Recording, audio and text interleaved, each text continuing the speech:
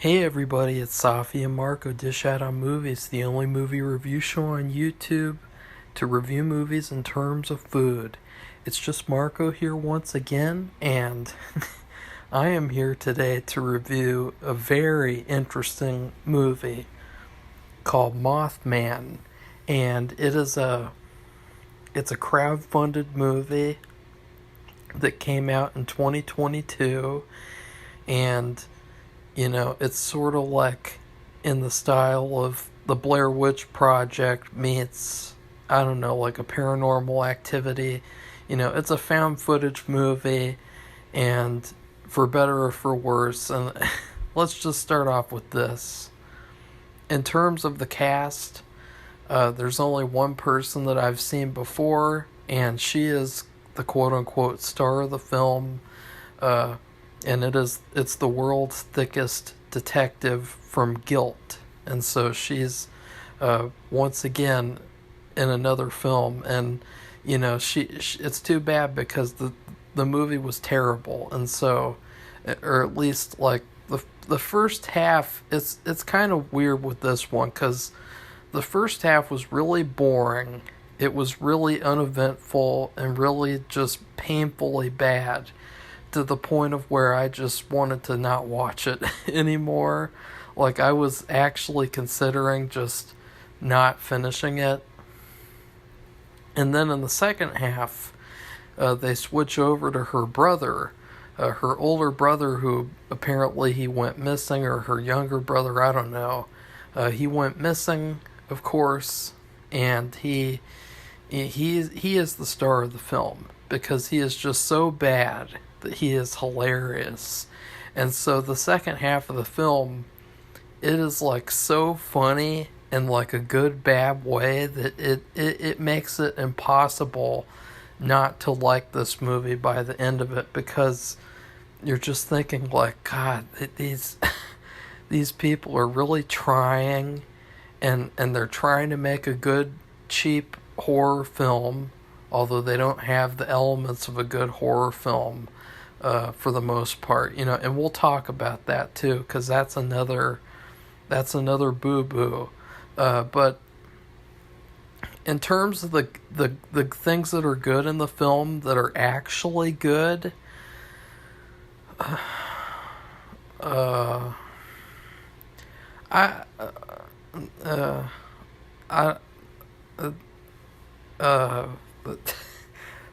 I'm trying to think. I swear I'm trying to think, and it's just there's nothing that's coming to my mind, unfortunately. So now let's talk about the bad, which I feel bad about because I would recommend this movie completely.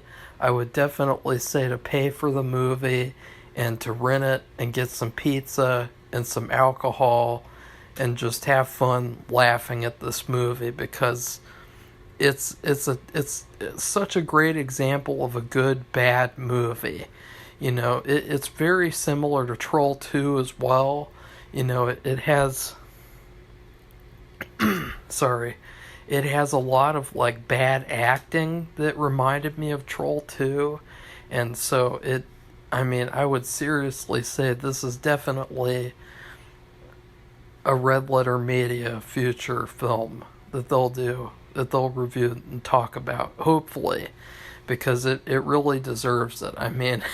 There's so many little things that I'll probably not even talk about because, I didn't write any notes, and I'm just doing this all from memory, and I'm just like, there's this part near the beginning. First off, the first half of this movie is painful. And it's basically this, you have this girl, the thickest detective from Guilt, and she is still the same. The thickness never goes away. And she's investigating her brother's disappearance because he disappeared while investigating the Mothman. And I've never heard of the Mothman before. He's definitely real for sure. It's just, I've never heard of him. He must be some cool character that lots of people say, I saw Mothman in the woods that one time. And you kind of sit there and wonder, who's telling the truth and who's just bullshitting for attention? That's always the trouble with these paranormal stories, is that it's hard to tell true from false. And so then people just lump everything together as true, or they'll just lump everything together as false, even though it's somewhere in the middle. So she's interviewing people in the town of Ohio, some Ohio town. I can't remember. It's not my town, thankfully. And I say that like in terms of my hometown being terrible, to where I would not want people to make a movie here and then brag that oh, this is one of this city's accomplishments, because I don't want the city to have any accomplishments. I want the city to burn to the ground, honestly. And so she's like interviewing people, and it's really boring.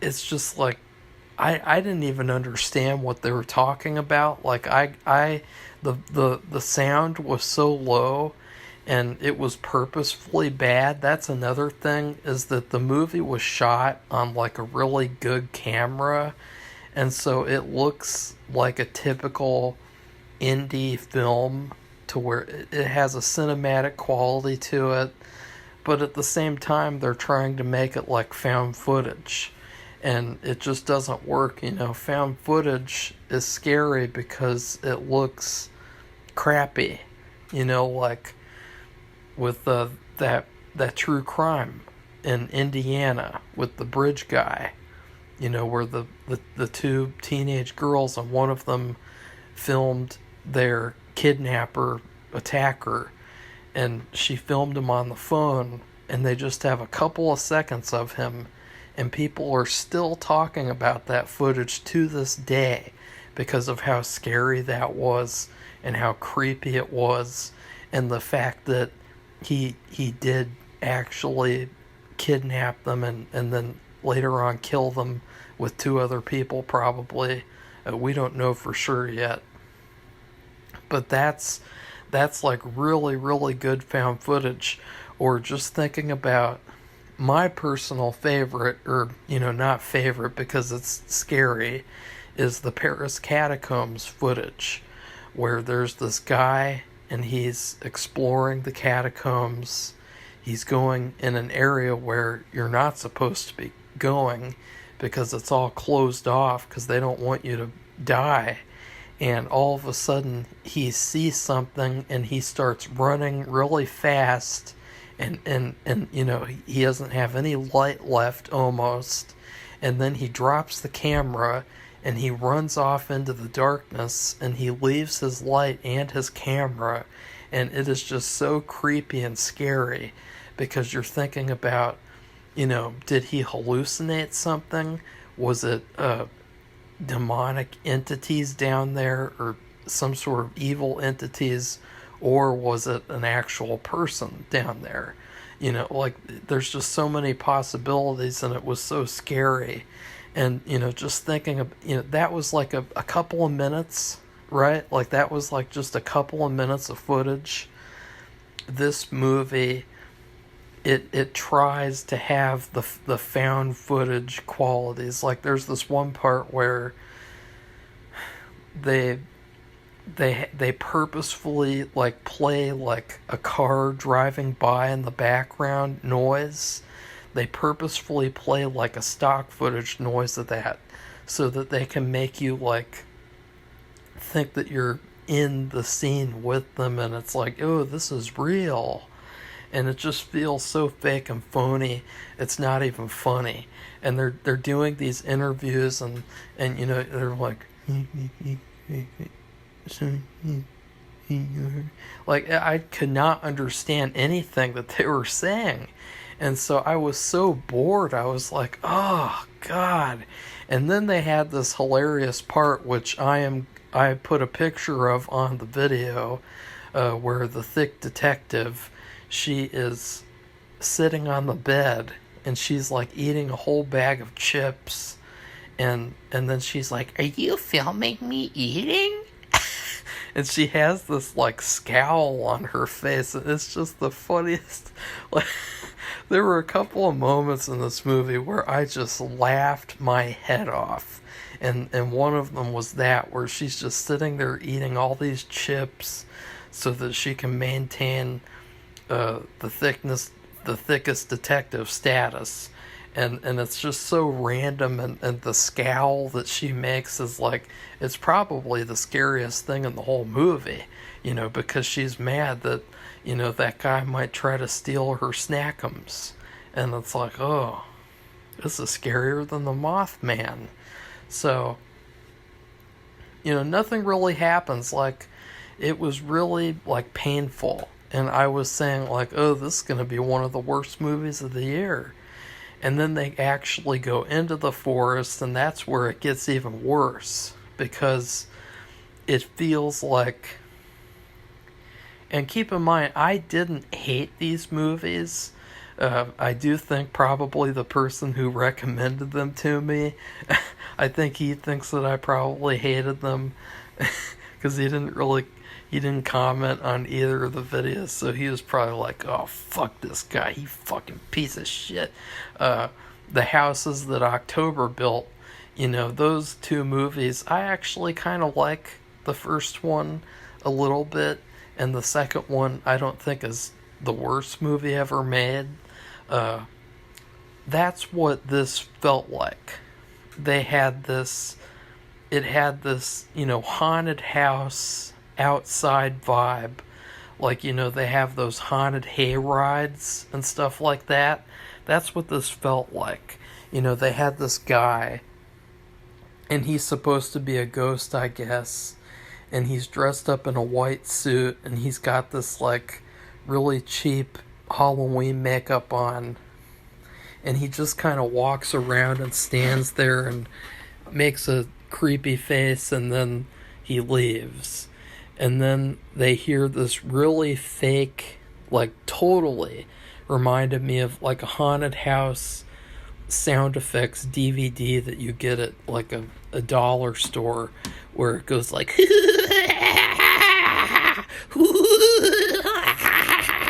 and it sounded like the most fake, cheesy, like, sound effect. Like, it did not feel like this is actually there. It felt like something that was recorded and then played outside. And then they heard a scream in the background one time. That was never sort of explained, or, like, who's the person screaming? Did the Mothman get another victim? I don't know. It was just kind of bizarre. And then they had this fog, and it was like, oh, it's like haunted houses having their fog machine. And it was like, more contrived BS with that, and it didn't really come off as though that there was much method to the madness. It felt sort of like, we want to make a horror movie, we have a couple of things we can use, and let's use them. Whereas at least with Guilt, Guilt was very generic and dull, but it did have some creativity in terms of the effects. I really think if the effects in this movie were better, that it would be a better movie. And then in the second half, that's where things really get good. That's where I was like, oh wow, this is actually pretty good in terms of being hilariously bad. Because you see the lost tapes of her brother, the main, the thick detective, she had a brother, and he, oh my god, guys, he's like an emo, like, 30-year-old who's, like, pretending to be a 16-year-old or something, and he the way that he sounds, he's just like, okay, I gotta go back into the forest. And he gets out and he steps out into like a red light, and this woman's with him, and she's like, "Oh my god, don't do that, oh my god." And it's just so hilariously bad, and he's like, "Okay, we got to investigate this now. But, it's really scary and stuff. So I'm going to have to go to Pleasant Point, West Virginia to talk to an author because I just went to a thrift store and I got some books that might help me. And the author at West Virginia, he might help me as well." And he goes to West Virginia, and probably the coolest thing in the movie was there was this, it looked like a Mecha Godzilla statue mixed with a Mothra statue. And I thought that was pretty cool. It was supposed to be the Mothman actually having a statue. I don't know about that. I'll have to look that up because that's pretty interesting. But what's funny is he's there, and the way that this movie looks too is very similar. The reason why I said Paranormal Activity is because they did the same thing with Paranormal Activity Next of Kin, where they wanted to have a found footage movie, but they wanted to make it look cinematic, because anyone could afford a good camera. So that means that it would be more realistic to film it with a good camera, right? No, it'd just be better to just film it with a piece of crap. I mean, just film it with your phone. Or just, get like the oldest video camera you can find at a thrift store and film it with that. Like, that would be cool. That would make it scarier, in my opinion. That would add a lot more to the horror vibe of the film that it's lacking. But he's in West Virginia, and he turns around, and there's this like random, like, she looks like a rejected housewife of Virginia, and she's standing there, and she's like, "You're a runner. You run places. Everyone here does too." And that's what I meant with, the Troll 2 level acting. And then she walks off, and he's like, "Hey, wait a second. Where's that guy's house? Where's the author's house?" And she's like, "Elm Street, White House." And then she walks off. It's just so random and just so hilarious. Like, just for no reason, there's like a creepy townsperson. And it's like, come on. Like, did we really need to have a creepy townsperson? Like, I don't know. It was weird. It was like,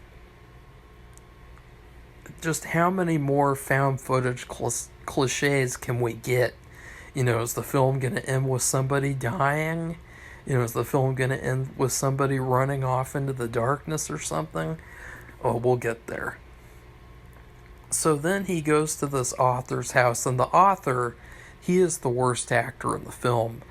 He sits there and he's just like, "And then there was a Mothman sighting in Cincinnati one time. And there's a Mothman sighting over there one time. And the Mothman, you don't want to get to the Mothman." And he is just so robotic, and he is just so, like, beyond caring. Like, I don't know if he doesn't have respect for movies, or if he's trying to play like a character. It's like a character choice to be the most boring, robotic person in the universe. But he's just sitting there, and he's like, "I literally do not care about being in this movie. I'm going to be in this movie anyway." And then you have him talking to a guy who sounds like, I'm going to investigate this. I'm going to investigate the Mothman." It's too much to handle. And that's not the funniest part is the fact that the author, he looks like he's just like 2 years older than the brother, and he's calling the brother kid. And like, that was hilarious in and of itself, because it was reminiscent of if you guys remember The Irishman, how you had Joe Pesci calling Robert De Niro a kid in that movie as well. You know, it was the same thing in this, like, just, ugh. So, the highlight of the movie is is when the brother goes full Blair Witch Project, and he's in the darkness, and he is having a breakdown, and it's basically his last shebang. It's his last plea to, I don't know, because I don't know the purpose. Like, just everything in this movie is just kind of pointless and meaningless. Like, there really isn't a point to anything that happens in the film other than to show that the Mothman is there, and the Mothman kills people or something if you look into its eyes. So the brother starts having a breakdown. He's like, the stuff I saw, it's like full-on schizophrenia shit. It's not just it's schizophrenia. And he starts talking, the things that he says are just so hilariously bad, and he has this like look in his face, like he looks like he's stoned, and he looks like he's like drunk or something, and he's like and he can barely, like, it's so funny because he's having this breakdown, but he's like purposefully holding the camera in his face. You know, like, if you're having a breakdown, you don't really care about holding a camera in your face like that. And that's why in the Blair Witch Project, of course, you know, the girl's having the camera underneath her nostrils in a terribly filmed shot, is because it's like she's having a breakdown. She doesn't care about how the fucking footage looks on the video.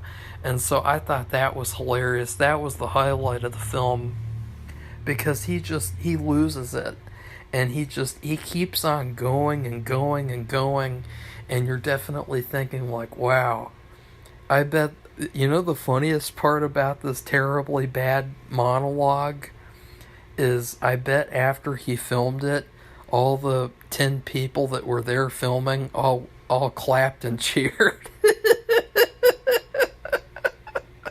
Like, that's the funniest thing about this bad acting, is that, you know, in the moment, after he's done with the take, you can just guarantee people are like, way to go, buddy, yeah, good job.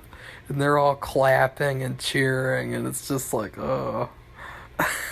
They have no idea what's coming to them with the...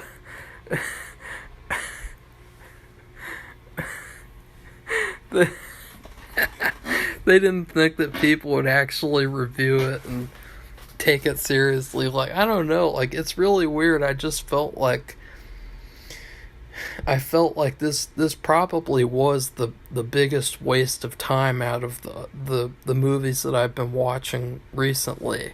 You know, like the past week, because I felt like the concept was there, the ingredients to make a good horror film were there, but the idea in terms of making a found footage movie look clean and cinematic, you know, it was just not well executed. I really think that if they had a better script, that it would be better.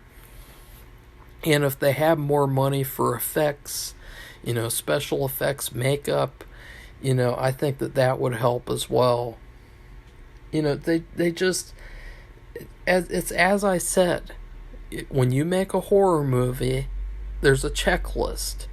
And if you don't check all the boxes on the checklist, you're not going to have a good horror movie. You're not going to have a certified horror movie.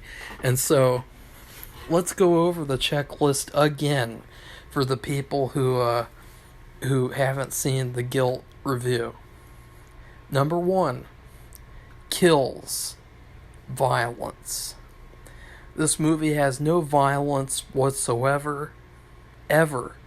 Like, the brother actually, like kind of disappears into the fog. That's another funny thing, is the brother sets the camera down and he wants to go join the Mothman for some stupid reason, and all of a sudden red light comes on, and then the fog machine turns on and the fog just covers him, and it's like, oh, he's disappearing now. Not.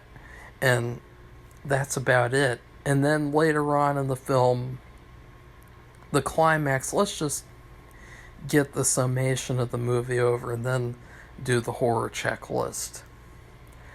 So the main couple, or I guess they're a couple, yeah, the thick detective and her boyfriend, they're sitting in their cabin, and then all of a sudden the suited ghost is there, and he says, "I'll help you find your brother, madam."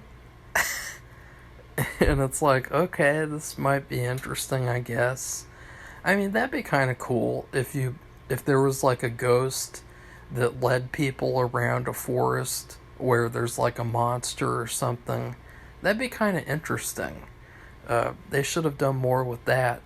But instead, he just kind of walks outside, and then the sister sees her brother, and her brother grabs her hand and takes her off into the darkness, and she kind of looks like, I don't know if I should be doing this, and that's it for her. She disappears, and so I guess she dies too.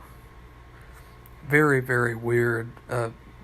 Really abrupt. Didn't need to happen, basically. And then the boyfriend, he gets in the car, and he starts having a little breakdown, and he faces the red lights, and we see like a glimpse of the Mothman, and he looks like a paper mache shadow figure type of thing. You know, he doesn't look that good, and that's the only glimpse we see of him, and then it ends, and then there's like a 10-minute monologue from the boyfriend where he does some really bad acting, and he acts like a robot, and he's like, ugh, what happened was terrible. It was just so bad. But the family, they let me cut together this movie, and the Mothman, he's real, and he's out there and stuff, and like, oh, I just hope this doesn't happen. I just hope this doesn't happen to anyone else. And it's just like the most like uncaring delivery of like lines that I've ever seen. And it's even funnier because the guy who plays the boyfriend, he looks a lot like Jay from Red Letter Media. And so I would imagine if they review this film that they would be like, oh, look, there's Jay. And then the movie ends. So the movie ends with a shitty monologue. You know, too much talking in this movie. Too much talking. You know, at least the houses that October built, I'm mentioning that again because the first one was very similar to this in terms of execution. And that movie had a lot more scares than this, and so it was better. And if this movie had scares, if it had kills, so there were no kills. There were no kills. The scares were just kind of like, they weren't really scares, they were just kind of like atmospheric mood settings, like, you know, oh look, here's a creepy forest with some sounds and some fog. You know, that's not really a scare. You know, a scare is a scare, you know, where you know, something happens and it's just totally unexpected, not a jump scare, but a true scare. You know, it's really funny because, you know, I went out of this room to go ask what Safi was doing, and she was on the couch, and literally all I did was put my hand on her shoulders, and she was like, oh my god, and she almost had a heart attack, and she got really pissed off and scared. And it's like, see, that's a true scare, like something like that where it's just totally unexpected. You know, it has to be genuine. It can't be like contrived like this. And of course, there's no violence, there's no blood, there's no gore, and honestly, I was kind of expecting like at least a little blood, at least a little violence. It would have been nice. It would have went a long way. The only blood I think is the ghost. He has like a streak of ketchup across his face, as if it's like a scar or something. I guess he just has one scar across his face. And then there is also no nudity as well, which is not surprising. I didn't expect the film to have any, because it just, I don't know, it's a feeling that you get nowadays that you know that it's like a taboo thing now to show the human body, unless it's, I don't know, I don't even know anymore. It's just really pathetic, really embarrassing, because it's like, the horror movies that were bad from the 70s and 80s and the 60s, at least they had violence. At least they had nudity. At least they had scares. Like if you put all those things in a film and the film was bad, I'm still gonna like that film more than a film like this that doesn't have any violence, any nudity, any scares, any kills. Like that's the checklist. That's the horror movie checklist. If it doesn't have those things, it's not a horror movie. It's a thriller, and I'm declaring it, this movie, a hilarious thriller. And I would say, oh shit, I forgot to think of a good food review. Oh, that's tough. A good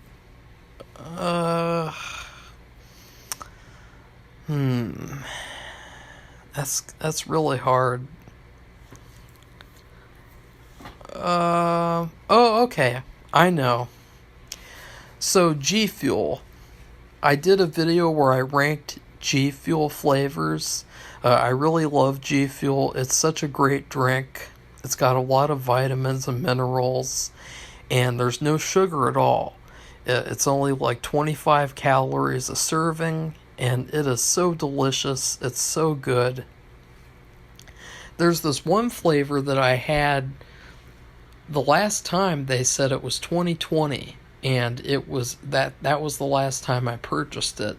It was rainbow sherbet flavor, and at the time I did not really like it. I thought it was very mild, and in particular, I didn't like how it left an aftertaste that affected the taste of my protein bars. And so if I would eat a protein bar while drinking that, it would taste really, really gross. And just something about it, like it didn't happen with any other G Fuels. But what I do now is I don't even drink my G Fuel when I'm eating my protein bars. And so I just got rainbow sherbet again because I was feeling like having it again for some reason. I wanted to have it again. And I actually like it a lot better now. I think that it's a solid flavor, and I think it's a lot better than I remembered, and that it's actually pretty good. It's not one of the best flavors. In fact, the last flavor that I got was Wumpa fruit, and that was a lot better than this. And so, even though I like it, it's not the best. But that's what this movie is. It's rainbow sherbet G Fuel that you have in 2020 and then in 2022. And so I would highly recommend laughing at this movie and giving it money, because they did put effort into making the film, and I'm just making fun of it as a reviewer, but I'm glad that I watched it and that I supported it, and I can't wait to watch more films like this. So please like this video, comment, and tell me what you thought of Mothman. And then please subscribe to our channel if you'd like to see more honest movie reviews. Goodbye, everybody. See you soon.